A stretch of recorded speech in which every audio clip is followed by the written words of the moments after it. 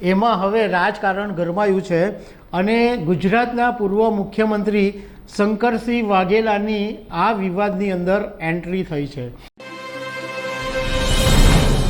નમસ્કાર દર્શક મિત્રો, ગુજરાતના રાજકારણની અંદર એક જ મુદ્દો અત્યારે સૌથી હોટ ફેવરિટ છે, રૂપાલાના રાજકીય નિવેદનો।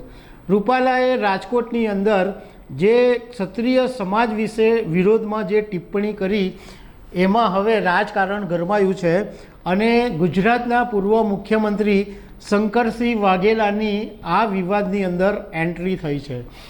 એમણે આ જે ટિપ્પણી કરી એના વિશે શું કહ્યું અને પરસોત્તમ રૂપાલા વિશે શું કહ્યું એના વિશે હું તમને જાણકારી આપીશ।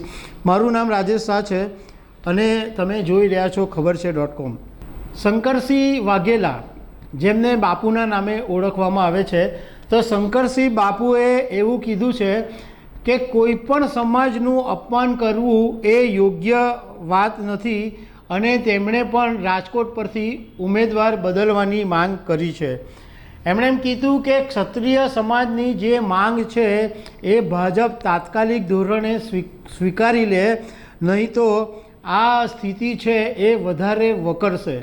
કારણ કે ક્ષત્રિય સમાજના લોકોએ એવી પણ ચીમકી આપી છે કે જો એમનો વિવાદ ઉકેલાશે નહીં તો રાજકોટની અંદર 4-5 લાખ ક્ષત્રિય સમાજના લોકોની એક મોટું આંદોલન કરવામાં આવશે।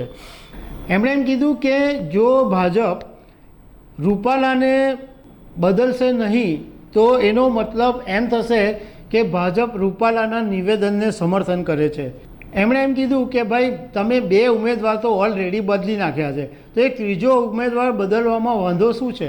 ભાજપે વડોદરામાંથી રંજનબેન ભટ્ટ અને સાબરકાંઠામાંથી ભીખાજી ઠાકોરને બદલ્યા, તો હવે રાજકોટમાંથી રૂપાલાને બદલો તો શું વાંધો, એવું શંકરસિંહ વાઘેલાનું કહેવું છે। વાઘેલાએ કીધું કે દ્રૌપદીના એક વાક્ય ઉપર આખું મહાભારત ઊભું થયું હતું।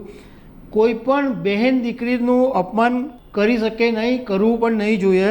જો કોઈ સંજોગોની અંદર ક્ષત્રિય સમાજની સામે કાર્યવાહી થશે તો હું સમાજની સાથે ઊભો રહીશ, એમ શંકરસિંહ બાપુએ કહ્યું છે। તો દર્શક મિત્રો, આવી અનેક વાતો સાથે અમે તમને મળતા રહીશું। Thank you very much.